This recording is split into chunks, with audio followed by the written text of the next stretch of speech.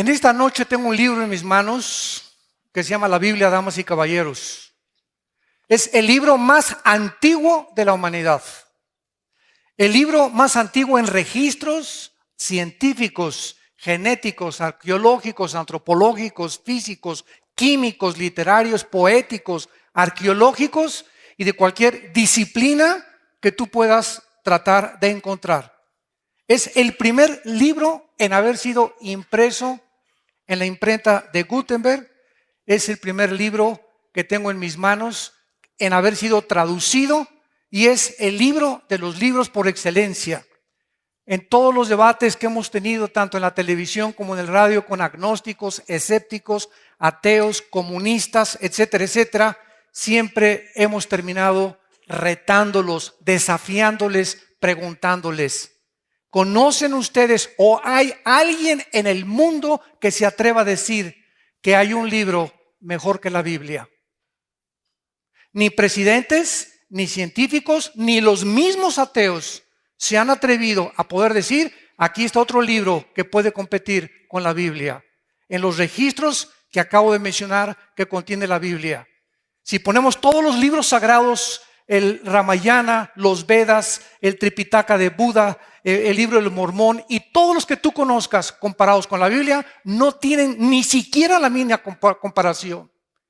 Y si trajéramos a todos los líderes religiosos, Mahoma, Mahatma Gandhi, el Ramayani, el Maharashi, Buda, los que tú menciones y los ponemos junto a la persona de Jesucristo, ninguno tiene comparación con la Biblia ni con el Hijo de Dios.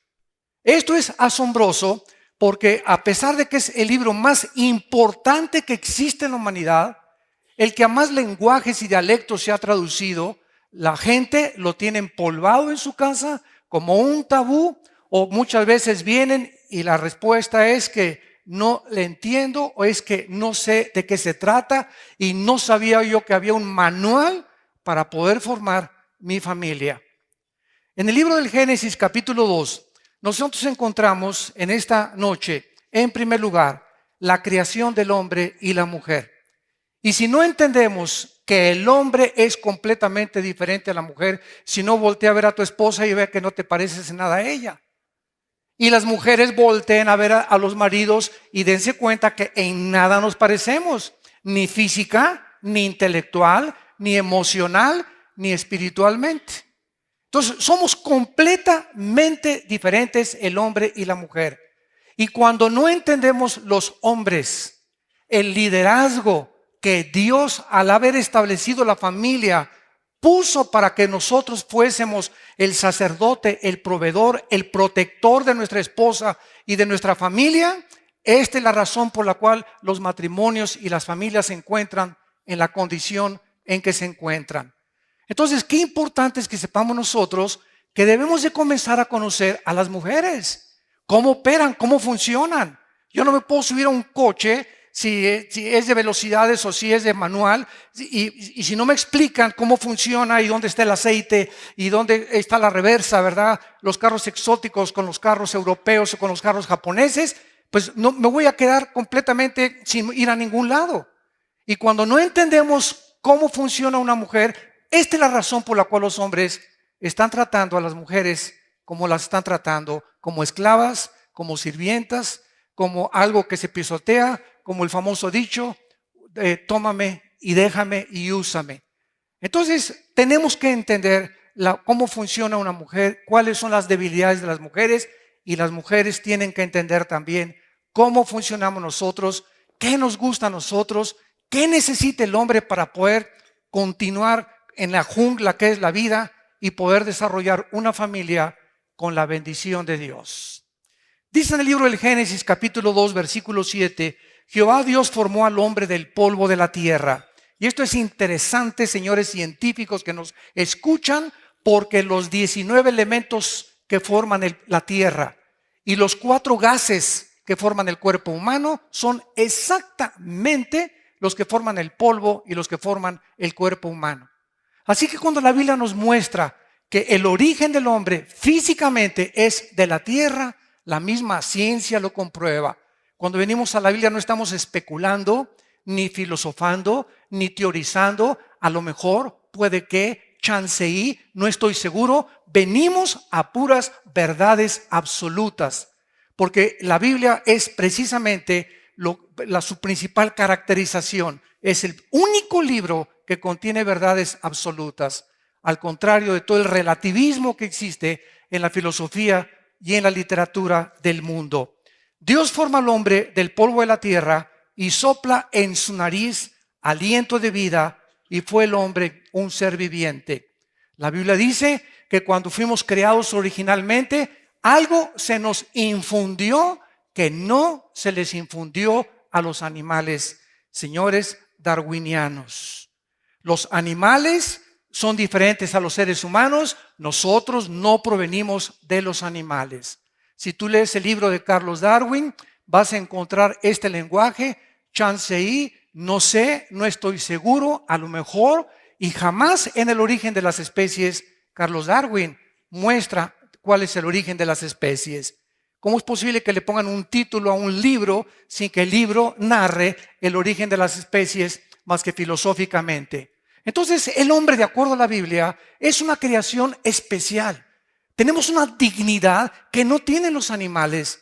Fuimos creados a la imagen y a la semejanza de un Dios. Y esta es la razón por la cual hay miles de religiones. Porque no ha habido una sola época en la historia, en las tribus, en las naciones, en los imperios, en las sociedades, en los patriarcados. Nunca ha habido una historia en la que el hombre no haya adorado algo o a alguien. Como decía Sigmund Freud, el filósofo vienés, el hombre es incorregiblemente religioso. ¿De dónde viene esta necesidad de comunicarnos con algo que trasciende nuestra humanidad? ¿De dónde nace ese anhelo de poder consultar con los brujos y con los espiritistas y concentrarnos, y que si hay marcianos y que extraterrestres? Y algo nos hace movernos hacia el espacio, hacia otra dimensión. La Biblia nos muestra claramente que Dios puso la eternidad en nosotros. Y lo sabemos en lo más profundo de nuestra conciencia. Los egipcios, los babilonios, los sumerios, los romanos, los griegos, los medos persas, todas las civilizaciones en la historia han enterrado a sus muertos, que con la comida, que con la espada. Los egipcios les ponían la comida y la espada. Algo les decía que en la otra vida iban a seguir viviendo. Esto es lo que la Biblia nos revela, que fuimos creados a la imagen y semejanza de Dios. Y esta es la razón por la cual vivimos una época de muchísima confusión política, económica, religiosa, espiritual y, por si fuera poco, de géneros. Ya se están mezclando la masculinidad con la feminidad. Ahora los hombres son más femeninos y las mujeres son más masculinas. Se está perdiendo completamente este diseño sin que nos demos cuenta, porque todo pasa a través de los años de una forma imperceptible. He usado muchas veces el ejemplo de una rana. Tú agarras una rana y la metes en una olla con agua fría y le prendes la estufa. La rana comienza a adaptar la temperatura de su sangre con el agua hirviendo, y en lugar de que salte cuando está hirviendo el agua, ahí se queda. Hoy en la noche haces experimento con la olla, con la cosa de los frijoles. De la misma forma estamos nosotros adaptándonos, así nos estamos adaptando a la nueva moral. A la nueva moral. Ahora ya es una cosa normal que tengan relaciones sexuales nuestros hijos antes de casarse. Ahora es normal que el hombre tenga a su amante. Ahora es normal ya un hombre con un hombre, una mujer con una mujer. Esto ya es el colmo de la depravación humana. Y no nos damos cuenta y lo festejamos, y se está legislando en las leyes sin que nos demos cuenta en qué consiste realmente el fundamento de la sociedad. Y estamos luchando por mejor economía y mejores armas y mejores políticas, cuando lo que nos está destruyendo es algo interno, damas y caballeros. La inmoralidad es la que impide que podamos progresar y avanzar, porque sin la bendición de Dios ninguna nación puede adelantarse ni poder progresar tampoco. La familia en el matrimonio y en la iglesia es la enseñanza práctica de que el hombre y la mujer no son iguales en sus funciones. Esta enseñanza de que el hombre y la mujer ahora, en la época moderna, son iguales, viene de un versículo en el libro de los Gálatas, capítulo 3, versículo 28, que dice así. El apóstol Pablo, al hablar a los Gálatas, les dice: ya no hay judío ni griego, no hay esclavo ni libre, no hay varón ni mujer, porque todos vosotros sois uno en Cristo Jesús. Entonces se usa este versículo para poder concluir de que el hombre y la mujer son iguales. Y que las mujeres pueden ser policías, luchadoras, boxeadoras, aviadoras, y pueden hacer todas las cosas porque no hay diferencia entre el hombre y la mujer. Y esta es la razón por la cual se encuentra como se encuentra la sociedad. Y aquí está hablando que somos iguales en el cuerpo de Cristo, pero no en las funciones. Y esto es muy importante para poder poner los fundamentos en esta serie del matrimonio y la Biblia. Vamos a ver que muchos líderes, ¿verdad?, están hablando de que el varón y la mujer, al ser nosotros diferentes, tenemos nosotros que entender cuáles son las funciones con las que Dios nos ha creado. No hay nada más maravilloso, más satisfactorio y que glorifique más a Dios que ver al varón y a la mujer trabajando y aceptando juntos el plan de Dios para sus vidas. Varones, Dios tiene una posición para nosotros que no puede ser cambiada por nada. Y cuando nosotros aceptamos el plan que tiene Dios para nosotros como varones, Dios nos bendice como ustedes no se pueden imaginar. Cuando las mujeres aceptan la razón por la cual fueron creadas y las funciones para los cuales fue diseñada su cuerpo, su mente, su espíritu, sus emociones, sus sentimientos, la mujer entonces comienza a realizarse y ya no trata de imitar a Lady Gaga, ni a Madonna, ni a las artistas de las telenovelas, sino que la mujer recobra su identidad y comienza el hombre y la mujer a recobrar su identidad, a entender que el plan de Dios es maravilloso. La importancia de la masculinidad y de la feminidad se ha ido erosionando, insisto, y devaluando inclusive en las iglesias cristianas. Por lo que tenemos la obligación de promover matrimonios heterosexuales, monógamos y saludables. Y esto solamente es posible cuando entendemos la diferencia de nuestras responsabilidades. Nunca será vencido actuar en contra de la Biblia. Cuando nosotros queremos formar la Biblia a nuestro criterio y no nosotros someternos a lo que dice Dios, no vamos a encontrar jamás la razón y el propósito por el cual vivimos. Dice en el libro de Deuteronomio 4, 39 y 40, aprende pues hoy y reflexiona en tu corazón que Jehová es Dios arriba en el cielo y abajo en la tierra y no hay otro. Y guarda sus estatutos y sus mandamientos, los cuales yo te mando hoy, para que te vaya bien. No puede irnos bien en la vida sin la obediencia a las palabras y a las leyes de Dios. Es imposible que nos vaya bien en la vida y a lo mejor puedes hasta prosperar y ser presidente o gobernador o hacer muchos negocios, pero como la mayor parte de los empresarios que hemos tenido la oportunidad de convivir con ellos, políticos, estuve en la Cámara de Diputados, me invitaron para dar una conferencia también a más de 56 diputados, siempre hemos encontrado algo, ríen por afuera y lloran por dentro, hogares destruidos, matrimonios divorciados, pero alcanzaron el éxito ante el mundo, pero no como familia, no como matrimonio, no como hombres. Y esta es la razón por la cual hay tantos suicidios, billonarios que se quitan la vida porque se cae la bolsa de valores y toda su esperanza estaba en el dinero. Hombres, ¿verdad?, que no tuvieron el valor de poder serles fiel a una sola mujer y creyeron que eran machos, macho camacho, para tener 3 o 4 amantes. Y todo este deterioro que vemos a nuestro alrededor solamente tiene el mismo origen: ignorar la palabra de Dios.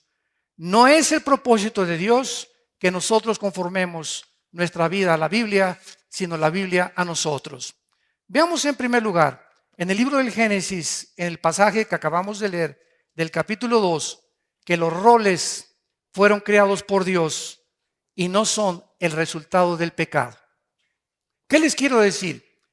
Que mucha gente dice que el liderazgo se perdió después del pecado, pero que antes del pecado el hombre y la mujer eran iguales y que no había liderazgo del hombre antes del pecado. Sin embargo, no es lo que la Biblia enseña, sino que desde antes del pecado, Dios desde el principio de la creación creó primero al varón. Y Dios es un Dios de orden. Veamos de qué forma la Biblia nos muestra que desde antes del pecado, el varón recibió el liderazgo para ser el jefe, el proveedor, el director de su familia, el capitán de su barco. Dice en Génesis 2, del 7 al 8, después de que Dios forma al hombre del polvo de la tierra, primero que la mujer, en el versículo 15, tomó Jehová Dios al hombre y lo puso en el huerto de Edén para que lo labrara y lo guardara. Antes de que la mujer naciera, antes de que Eva fuera sacada, Eva estaba escondida dentro de nosotros. La mujer estaba escondida dentro de Adán. Y Dios saca de nosotros a la mujer, como lo vamos a ver.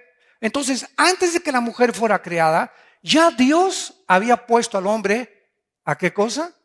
A trabajar, a cultivar el huerto y a cuidarlo. Después, antes de que la mujer fuera creada, Dios le dice al hombre, de ese árbol, de la ciencia del conocimiento del bien y del mal, no vas a comer, porque el día que tú comas de él, morirás. Dios no le dijo eso a la mujer, se lo dijo al varón. Después, antes de que la mujer naciera, Dios trajo a los animales. Y entonces Adán le da el nombre a cada uno. Ese es chango, ese es venado, ese es rinoceronte, ese es jirafa. No la mujer, el hombre. Y después de que Adán le da el trabajo Dios de cultivar, de darle el mandamiento y de darle nombre a todos los animales, Dios hace a la mujer por causa del varón y no a la mujer por causa del varón.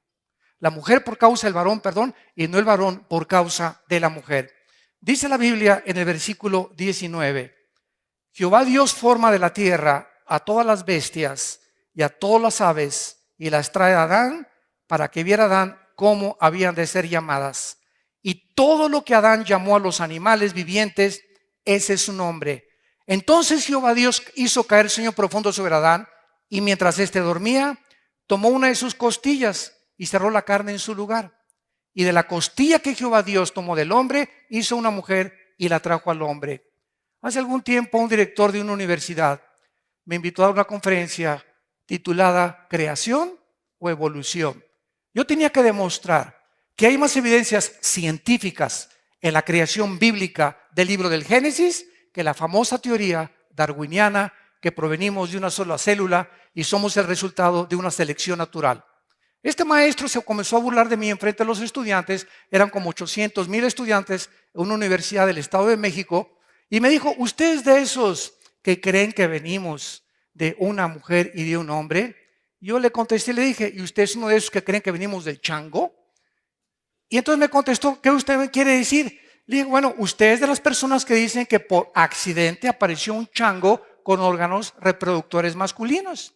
Y por otro accidente apareció una changa con órganos reproductores femeninos. Un jirafo con órganos reproductores masculinos, una jirafa. Un elefante, una elefanta. Un tigre, una tigresa. Un león, una leona. Todo por accidente, los sexos aparecieron de la nada.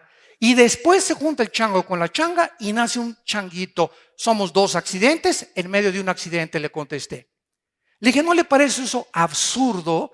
Dentro de la misma ley de las probabilidades matemáticas, es 10 a la 12ª potencia de que esto haya sido posible. De que nosotros hayamos provenido de los dinosaurios, los peces de los dinosaurios, de las culebras, de los animales, y de que todo ha sido el resultado de un accidente. Y entonces me dice, ¿y qué de científico hay en la creación del Génesis? Le dije, volvamos a leer lo que dice la Biblia. Qué interesante que hasta 1860, damas y caballeros, Gregorio Mendel descubre las leyes de la herencia. Hasta 1860. Y tenemos un libro que es la Biblia, que hace 3,500, 4,000 años, las leyes de la genética que han comenzado a hacer ahora el siglo XX, terminó con el genoma humano, el proyecto del genoma humano. En la Biblia comience apenas a darse cuenta los científicos que la Biblia tenía razón. ¿Por qué Dios saca a Eva de una costilla? Porque ahora la ciencia médica ha comprobado que la médula es donde se forman los huesos. Es en los huesos donde se forma la sangre. Y la mujer, otro accidente de la Biblia, tiene 2 cromosomas XX. El hombre tiene las cromosomas YX. En otras palabras, yo nací varón y los varones que estamos aquí somos varones porque el esperma Y de nuestro padre fecundó el óvulo de nuestra madre con 2X. La mujer no tiene el cromosoma Y, solamente lo tenemos los varones. Y de esa forma, Dios hace que del material genético que el hombre tenía, saca a la mujer y no al contrario. Yo he preguntado a casi en todas las escuelas a los estudiantes, en los mismos seminarios teológicos, ¿quién creen ustedes que fue criado primero, el hombre y la mujer? Todos contestan, el 95%, la mujer, porque todos los que estamos aquí somos hijos de una mujer. Sin embargo, la Biblia nos dice que fue al contrario, es la mujer la que fue sacada al hombre. Esto no lo pudimos haber inventado, ni Moisés tampoco. ¿Quién le reveló a Moisés las leyes de la herencia desde el principio de la creación? ¡Qué increíble es la Biblia! Y así podemos seguir con todas las evidencias científicas que la Biblia nos muestra de qué forma tan impresionante las verdades que se encuentran son las verdades que apenas la ciencia está comenzando a descubrir. Vemos entonces la responsabilidad masculina. Fue al varón a quien se le hace la advertencia: no comas del árbol del conocimiento del bien y del mal. ¿Por qué le prohíbe Dios al varón comer de ese árbol? Muy sencillo. Dios no quería que el hombre conociera el bien y el mal sin él. Y en el momento en que nosotros creemos que podemos distinguir y discernir qué es bueno y qué es malo, esta es la razón por la cual la sociedad se encuentra como se encuentra. No hay nada de malo que un hombre se case con un hombre. Dios mío, María, José y el burrito que los acompañan. No hay nada de mujer que 2 mujeres vivan solas y que adopten niños. Esta es la forma en la que la sociedad ha llegado. Ya no hay discernimiento entre el bien y entre el mal. Ya todo es relativo. Ya todo se vale, todo es permisivo. Imagínense los nazis en la Segunda Guerra Mundial, cuando fueron enjuiciados en el juicio de Nuremberg, 1947-48, en la ciudad de Berlín, Alemania, que se levantó uno de los nazis y le dijo a los jueces: es que para nosotros los judíos eran ratones. Y el Führer nos dijo que los elimináramos por bien del partido. Y para nosotros no es asesinato, es eliminar para beneficio del partido. El robo no es robo, es expropiar para el beneficio del partido. Y comenzaron a maquillar lo que la Biblia le llama pecado. Imagínense nada más que nosotros llegáramos a ese punto en el que ellos consideran que eso fue bueno, para nosotros no es bueno. Entonces, ¿quién va a decir qué es bueno y qué es malo? Para los caníbales es bueno comerse a las gentes. Para otras personas en los talibanes es matar a la mujer y prohibirles que trabajen y que manejen en Arabia Saudita. Para nosotros no. ¿Acaso hay un parámetro? ¿Acaso hay un patrón que nos pueda decir realmente quién está bien y quién está mal?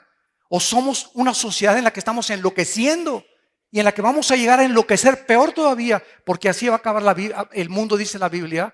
¿Por qué? Porque no sabemos que Dios nos ha dejado las leyes morales para que nosotros podamos funcionar. Y cuando nosotros nos olvidamos de Dios y tomamos el lugar de Dios y nos ponemos en el lugar de Dios, nos hacemos dioses. Si tú eres ateo, no eres ateo, porque tu Dios es tu propia vida. Entonces nadie tiene por qué decir que es ateo, porque si no reconoces a un ser supremo, creador y sustentador de todas las cosas, y el juez de la humanidad, que muy pronto juzgará al mundo después de que tú mueras y de que yo muera, entonces tú eres para ti mismo Dios. Pero no hay nadie que pueda ser exento de poder decir soy independiente o soy autónomo, porque no lo eres. Vemos esta responsabilidad.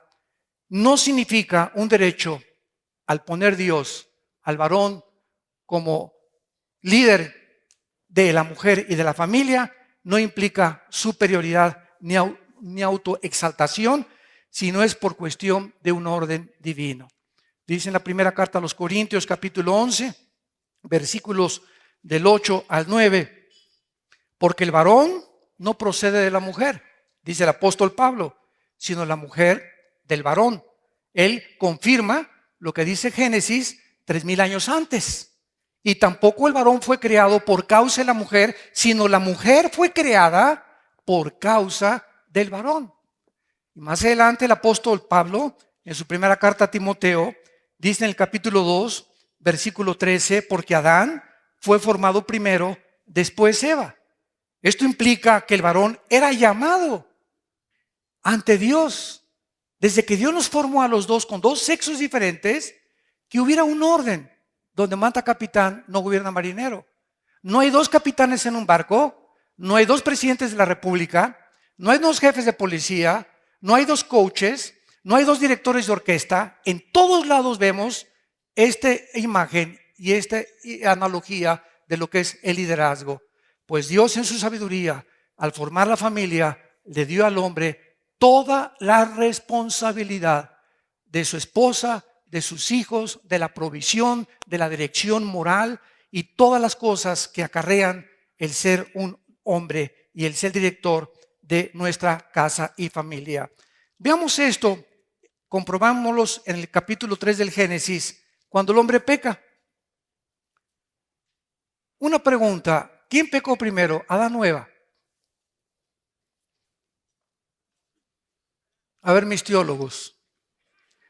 Fue la mujer la que peca primero. Ella seduce al varón y después de que ella come del fruto prohibido, le da viene el papalotes de Adán, y verá, como dicen Proverbios, como va el buey al degolladero, es seducido y entonces el hombre peca después. Sin embargo, es interesante que cuando Dios los llama a cuentas a los dos, en el capítulo 3 del Génesis, vean ustedes a quién llama Dios y a quién hace responsable. Dice el versículo 9, mas Jehová Dios llamó al hombre y le dijo, ¿dónde estás tú? Eva había pecado primero, pero observamos que Dios no la busca a ella para cargarle esta responsabilidad, sino a Adán. Y esto en Romanos 5:12, el apóstol Pablo dice que el pecado entró al mundo por un hombre. Oye, cuando yo leí esto, dije, seguro que aquí fue un error de la Biblia.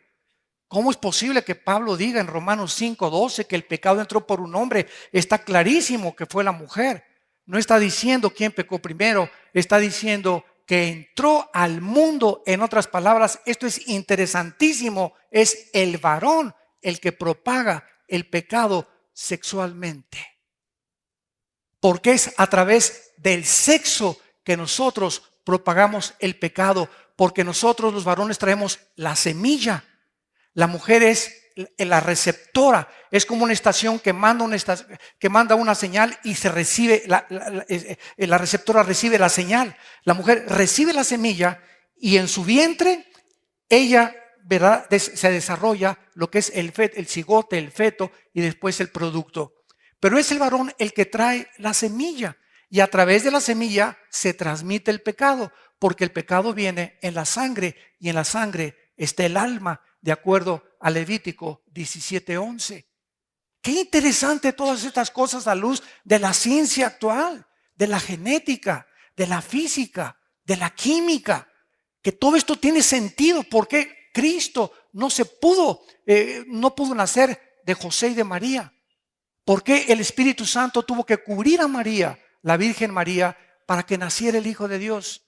¿Por qué a José se le dijo, tú no te metas, tú no vas a embarazar a tu esposa, voy a ser yo, dijo el Espíritu Santo, porque el santo ser que va a nacer tiene que nacer sin pecado?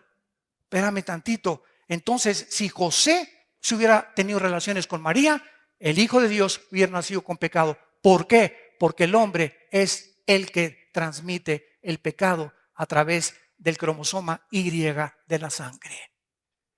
Y esta es la razón por la cual se prohibió que José no tuviera relaciones. La mujer no le pasa la sangre al feto hasta el tercer mes. Lo produce la médula de sus huesos. Y la sangre de Cristo fue producida por el Espíritu de Dios. Pero al mismo tiempo, él tenía que traer el genoma humano para identificarse con los seres humanos y nacer de una mujer, de acuerdo a la promesa, Abraham, Isaac y Jacob. Y todo esto lo podemos ver a la luz de todo lo que está pasando y acabamos con la conclusión, la Biblia tenía razón. Estos roles fueron corrompidos con el pecado, porque el hombre rehuye de su responsabilidad y la mujer comenzaría a tratar, escúchenme mujeres y hombres, cuando el pecado entra y Dios llama a Adán y lo hace culpable, a él irresponsable de lo que pasa. Vean en Génesis 3 lo que pasa desde Adán hasta nuestros días. Dice el versículo 16, a la mujer le dijo, multiplicaré en gran manera los dolores. Es la primera vez que aparece la palabra dolor en la Biblia. Tus dolores, en tus preñeces con dolor darás a luz tus hijos. Escucha esto, y tu deseo será para con tu marido, pero él se enseñoreará de ti. Desde Adán hasta nuestros días. Escuchen esto, mujeres. Todas ustedes, hasta Santa Rita de Casa y la Juana de Arco, la que tú me digas, todas las mujeres traen dentro de su naturaleza femenina la intención y el potencial de querer gobernar al hombre, de querer imponerse ellas al liderazgo del hombre. Es la naturaleza femenina, por naturaleza humana del pecado. Tratar de usurpar la posición que Dios le dio al varón. De ahí vienen los famosos matriarcados. ¿Qué es un matriarcado? Una familia donde el varón es el pinole nada más. Donde él ni pío dice, las decisiones, las órdenes, todo proviene de la mujer.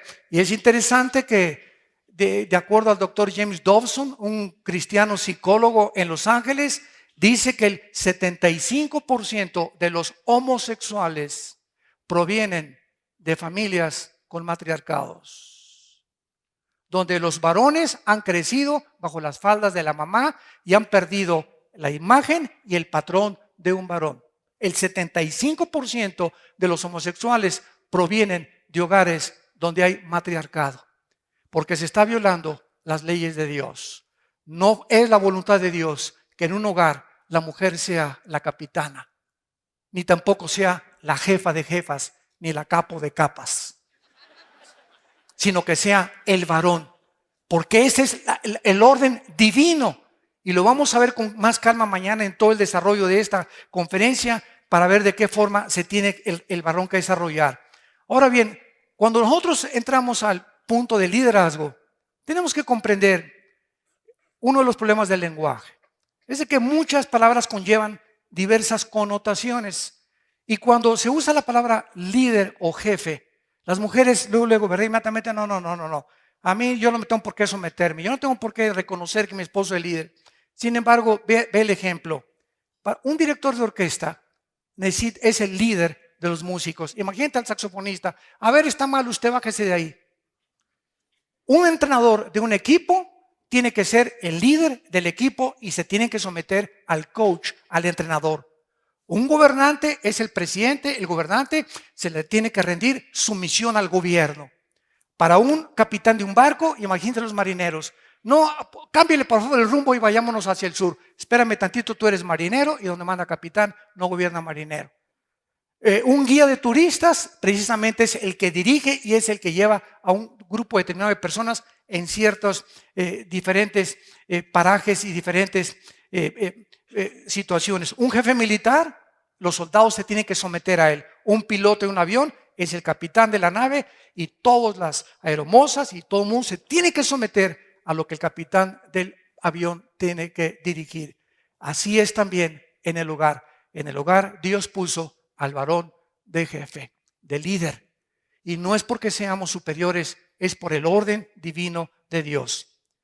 Esto no significa que un hombre, al ser el líder, demande ser servido por su mujer, sino que es al contrario. Cuando vino Cristo al mundo en Lucas capítulo 22, versículo 26. Él dijo, mas entre ustedes el que quiera ser el mayor, como es el más joven, y el que dirige, como el que sirve. Y parecería una paradoja aquí, ¿verdad? ¿Cómo es posible que, bueno, soy líder yo soy líder, que me sirvan mis chilaquiles, mis huevos rancheros, tráiganme mis pantuflas, préstame la televisión, como llegan muchos hombres a su casa, hágame mis huevos con chicharrón ahorita, muévase, muévase. Y cuando tenemos esa actitud, eso no es liderazgo, eso es dictadura. Eso es pervertir la autoridad en autoritarismo. Es como cuando a un policía le pones una cachucha y le pones una macana, ¿verdad? Ya se siente con la arbitrariedad y hacen cosas que trasciende su nivel de autoridad. Y es autoritarismo, es arbitrariedad. Y tiene que haber un límite para eso. Entonces el hombre tiene que entender eso. El ser líder no significa autoritarismo ni exigir, sino al contrario, seguir el ejemplo de Jesús. Jesús era el líder de los discípulos y en Juan capítulo 13 se hinca a Jesucristo y agarra una toalla y una bandeja y les lava los pies a sus discípulos. Cuando Pedro ve que Jesucristo se acerca a lavar los pies de sus discípulos, le dice, no tal cosa acontezca conmigo. ¿Cómo es posible que tú, el Hijo de Dios, el creador de los cielos y de la tierra, en el cual fueron hechas todas las cosas que existen, principados y potestades, el que fue enviado a morir en una cruz, vienes y nos lavas los pies a nosotros, cuando nosotros te los debemos de lavar a ti? Ese es el ejemplo que Cristo nos da. El líder no es autoritario, no es dictador, es alguien que vive para servir a los demás. Un presidente que abusa de su autoridad es un dictador, es una persona autoritaria. Y un presidente, un gobernante, un juez, cualquier persona de autoridad es para servir a los ciudadanos, porque nosotros los mantenemos. Ellos nos deben servir a nosotros y ellos creen que nosotros a ellos, y se aprovechan de esa autoridad porque no entienden el principio divino, bíblico de la autoridad. Y por eso está corrompida la autoridad por todos lados. Por eso a las mujeres se les trata como sirvientas, como esclavas en el Medio Oriente, por los talibanes, y les cortan los pelos y las rapan y les con navaja las navajean por todos lados y no las respetan y las usan simplemente como algo desechable. Porque si a alguien el diablo odia es a las mujeres, porque a través de una mujer nació el Hijo de Dios. Y por eso vamos entendiendo por qué los hombres tratan como tratan a la mujer. Porque están la mayoría endemoniados. Así es, un hombre que trata a una mujer de una forma despectiva es un hombre, sin que él lo sepa, que está controlado por demonios. Y no necesitas ser el endemoniado gadareno para demostrar que tienes demonios en tu vida. Esto tampoco implica, ¿verdad?, que nosotros podamos obligar a nuestra esposa a ser inmorales. ¿Debe la esposa sujetarse al esposo? Así es. Pero si se brinca el límite de la cabeza de nosotros, que es Cristo, porque Cristo es nuestra cabeza y la mujer es nosotros la cabeza de la mujer, y nosotros podemos ejercer la autoridad cuando estamos sometidos a la autoridad. No hay autoridad sin autoridad. ¿Quieres que tu esposa se someta a ti? Sométete tú a Cristo primero y ponle el ejemplo. Ámala y trátala como una reina, y Dios va a cambiar su corazón para que ella entienda que debe someterse a ti.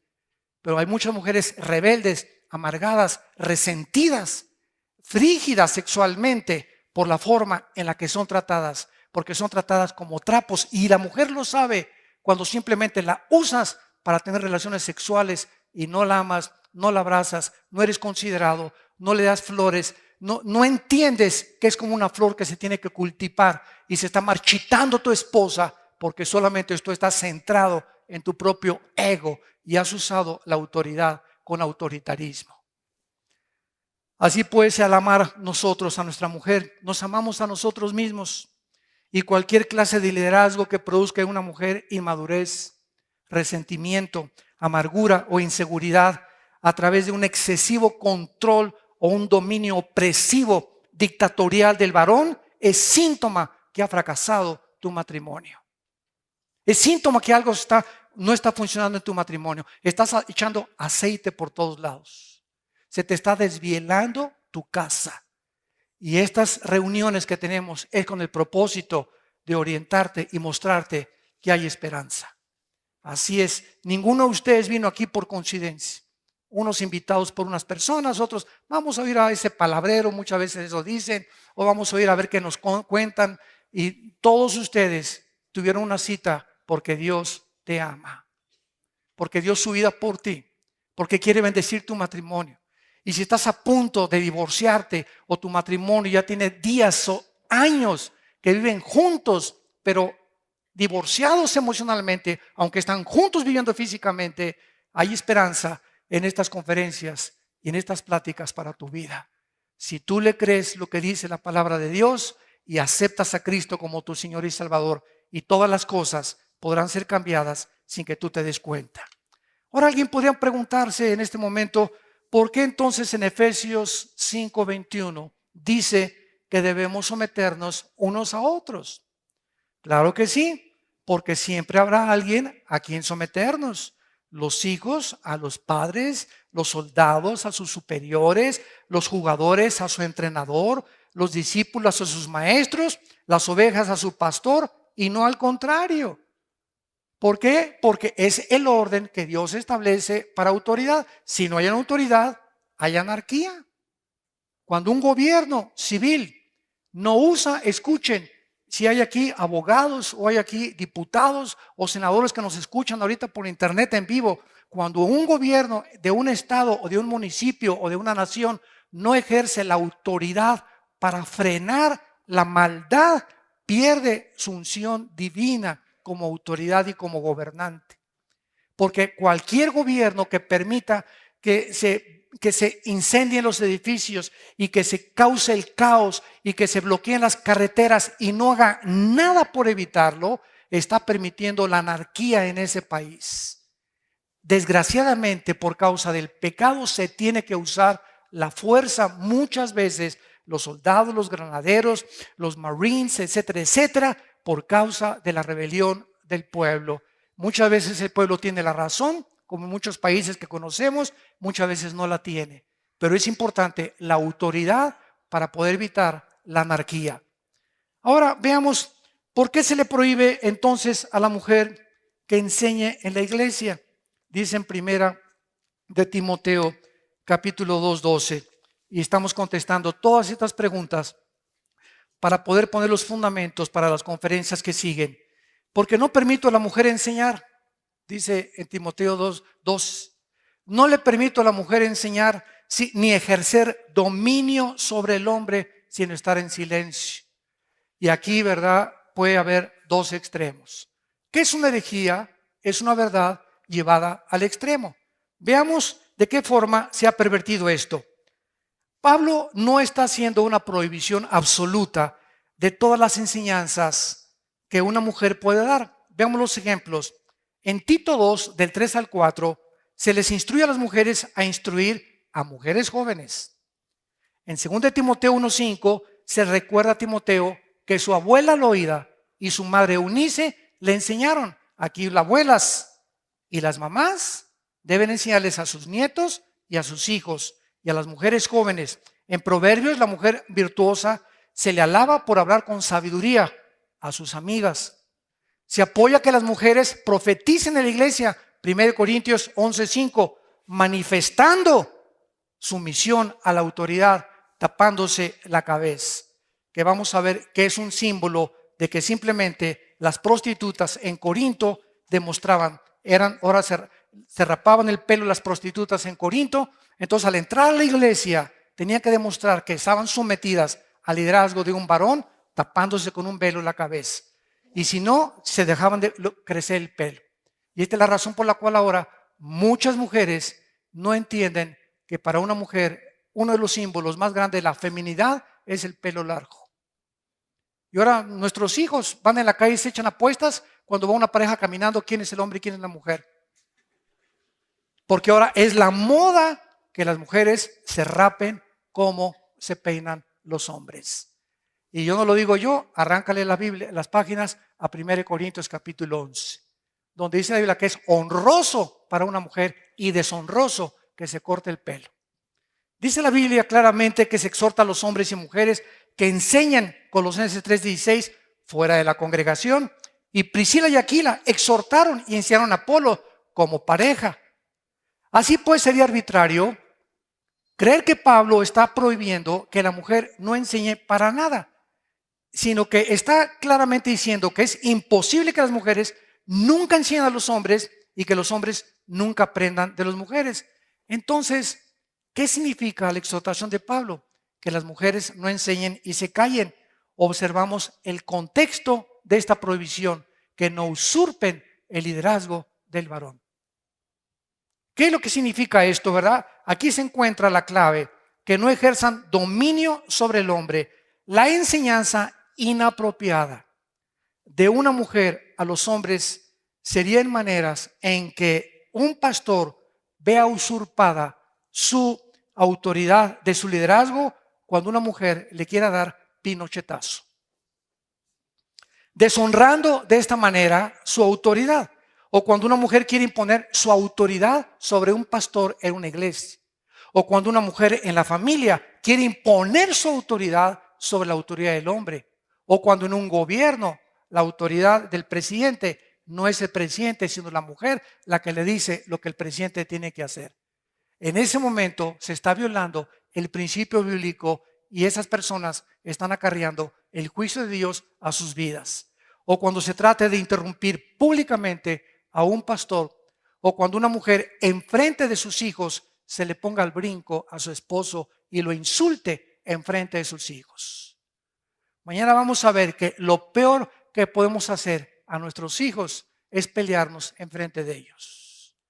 Y qué triste cuando vienen a consejería muchas parejas, vienen con la hija o con el hijo a acusar al esposo enfrente de los hijos. ¿Sabes una cosa? Haga lo que haga tu esposo, dile a tu hija, es tu padre y lo tienes que respetar. Es la forma en la como Dios te va a bendecir.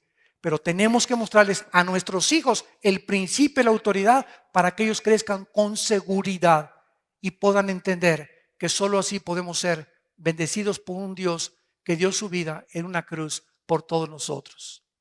¿Cuántos de ustedes en esta noche han podido entender que todos los gobiernos y naciones que están legislando los matrimonios gay, hombres con hombres, mujeres con mujeres, están cometiendo el suicidio moral más grande de la historia al destruir la institución más santa y más sagrada de toda la sociedad, que es la familia? Tenemos que rescatar la familia. Tenemos que salvar los matrimonios, damas y caballeros. Tienes que reaccionar y darte cuenta que tú vas a morir y yo voy a morir. Y la Biblia dice que después de la muerte no hay transmigración de las almas, no hay reencarnación, no hay limbo, ni hay purgatorio. La Biblia es clara, después de la muerte es el juicio de tu vida y de mi vida. Y ahí daremos cuenta de lo que dejaste de hacer, de lo que oíste y no hiciste, y de las funciones que elegiste a Dios. Yo no me someto a ti, quiero imponer mis propias reglas de moral y conducta en mi familia. Qué cosa tan triste cuando nosotros nos independizamos y creemos que estamos haciendo esto. ¿Por qué lo está haciendo la gente? Porque ignoran las leyes morales que Dios estableció en su santa palabra. He aquí, dice la Biblia en Deuteronomio 11, les pongo la bendición y les pongo la maldición. Si ustedes escuchan mis palabras, dice Dios, voy a bendecir tu vida, tu familia, tus hijos, tus nietos, porque nuestra generación será bendita hasta la tercera y cuarta generación. Pero si ustedes me rechazan, dice Dios, quiero que entiendas, tú eres un ser humano libre. Y yo no creé un robot. Pudo Dios haber creado robots. Y pudimos haber hecho, ¿verdad?, amarle a Dios, que nos diera cuerda, te amo, te amo, te amo. Pero Él nos creó con una libertad. Y ahí está la condición principal del ser humano y la responsabilidad, que somos libres de cada decisión que tomamos, que tiene consecuencias para bien o para mal. Cada decisión que tú tomas tiene consecuencias, para bien o para mal. ¿Qué vas a escoger en esta noche? ¿Quieres salir por esa puerta como entraste? Odiando a tu esposa, creyendo que es una sirvienta, creyendo que puedes tener amantes y que la puedes ensuciar, sabiendo que Dios te ve. ¿Quieres que Dios te prospere en tu trabajo? ¿Quieres que Dios te bendiga? ¿Quieres que Dios te dé paz? ¿Quieres que Dios bendiga a tus hijos? ¿Quieres que Dios bendiga a tu generación? Sométete a las leyes de Dios, porque no somos dioses, no somos animales, fuimos creados a su imagen y semejanza. Porque de tal manera amó Dios al mundo que nos dio a su Hijo unigénito, para que cualquiera de ustedes que en Él cree no se pierda, mas tenga la vida eterna. Dios muestra su amor para con nosotros en que siendo pecadores, Cristo, su Hijo, da su vida por nosotros en una cruz. Y Él herido fue por nuestras rebeliones y molido por nuestros pecados. Y el juicio que tú merecías y que yo merecía, dice la Biblia, el Hijo de Dios en la cruz lo llevó en nuestro lugar. Y Dios puso la ira y desató y no perdonó a su Hijo y nos perdonó a nosotros, para que nosotros entendiésemos cuánto nos ama Dios. Si tú quieres saber cuánto te ama Dios, ve la cruz. Y ahí en la cruz el amor de Dios fue manifestado, la sabiduría de Dios y el poder de Dios. Porque la cruz es locura a los que se pierden, pero poder de Dios a los que se salvan. Y Dios espera que en esta mañana tú entiendas que viene la hora cuando todos los muertos oirán la voz del Hijo de Dios. Y los que la oigan saldrán a resurrección de vida, y los que no la oigan cuando estuvieron vivos saldrán a resurrección de condenación. Tú puedes en esta mañana burlarte, en esta noche. Tú puedes en esta seguir mascando tu chicle y cerrando tus oídos y endureciendo el corazón duro que tienes ya en tu vida. Pero ¿sabes una cosa? Dios dice que tus pecados te alcanzarán. Y por tu corazón endurecido acarreas ira y condenación para el día del juicio. ¡Qué locura! Como dijo Blaise Pascal cuando se enfrentó con un ateo. Le dijo el ateo: yo no creo que después de la vida haya nada. Y le contestó Blaise Pascal, el físico matemático: ¿sabes una cosa? La Biblia dice que después de la vida hay otra vida y que hay una resurrección. Si tú dices, le dijo Pascal al ateo, si tú dices que no hay nada y yo me muero, no pierdo nada. Pero si Cristo tiene razón, ¿qué amolada te vas a llevar? Así que salimos ganando de todas maneras. Si Cristo fue un mentiroso, no perdimos nada.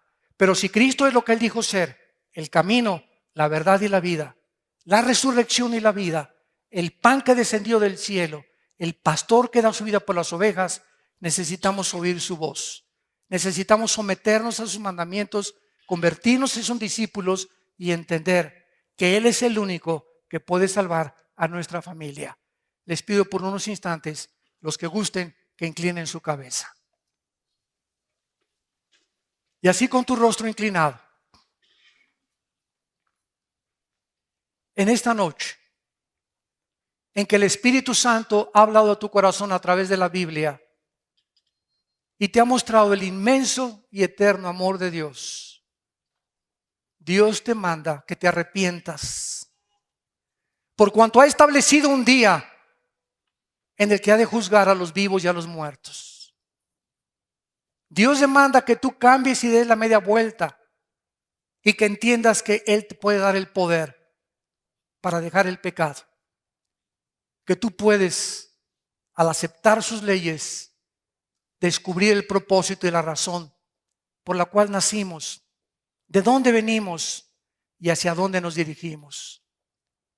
Dios te pide que en esta noche creas lo que Él hizo en una cruz, al dar su vida a su Hijo Jesucristo y derramar su sangre preciosa para que tú pudieras tener la vida eterna.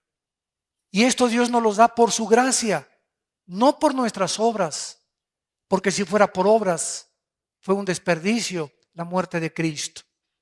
Mas el justo paga por los injustos, el santo muere por los impíos, y Él nos da su santidad, su justicia, para que nosotros seamos hechos la justicia de Dios en Él.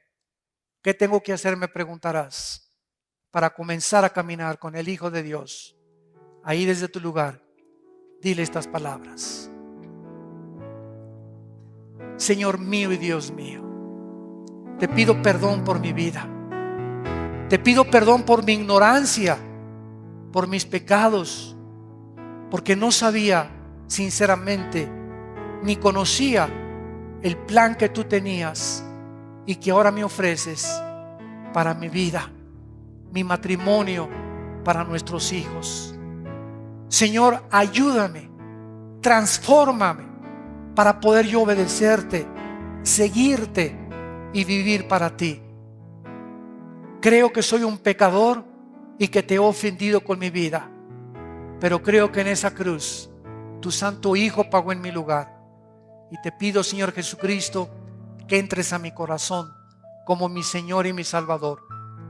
Gracias por darme la vida eterna y gracias por darme el poder en el Espíritu Santo de vivir para ti la corta vida que me queda aún en este mundo. En el nombre de Jesús.